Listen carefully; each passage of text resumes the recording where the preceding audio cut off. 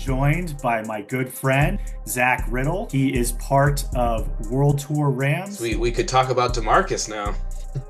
Yeah, we'll get right into Demarcus Robinson. I know we've been wanting to chat about that. I'll just say I think, and I'm sure you're in agreement with me, that I believe this is a desperation move by the 49ers. You know, he's a good player, but he's never had more than like 500 receiving yards. And normally I'm not a big stats guy, but I just think he's solid. He's athletic. He's got some big time ability, but Again, this just feels desperate. The 49ers are just trying to get some intel on us because they not only signed Demarcus Robinson, but they also brought in Travius Hodges-Tomlinson after we released him. I think they're trying to get any leg up they can at this point. You know, now we're at what, 3 regular season wins in a row, obviously on the way to earning this hat, which Niner fans, you don't have this 20 in any hat that you own. Right there, we beat him in the NFC Championship, and you know, now the 3 regular season wins in a row. I completely agree. This is a desperation move. They're so desperate. They're going to sign a guy who's about to be suspended for a DUI. Listen, Demarcus Robinson made some great plays last year. He really did. Of course, the one-handed catch, walk-off in Seattle. We're always going to remember that play. That was sweet.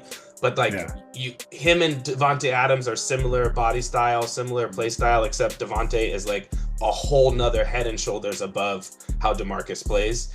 And I just think if you compare those 2 signings, okay, we won that one, Niners. Sorry, go ahead. You can have Demarcus. You know, he's not going to give you enough intel to beat us. And I mean, if you just go over everything they've lost so far, Tafunga, hated playing against that guy. He was all over the field against us. Yeah. Greenlaw's gone. Debo's gone. Tre'Davious Ward is gone. And it seems like all of this is a play to sign, you know, Brock Purdy, who's already had his own injury problems as young as he is. So, man, it just seems like the Niners are going one direction and we're going the other. Obviously, no games are won in the offseason, but feels like so far we're winning the free agency battle. And stoked to have Stafford back.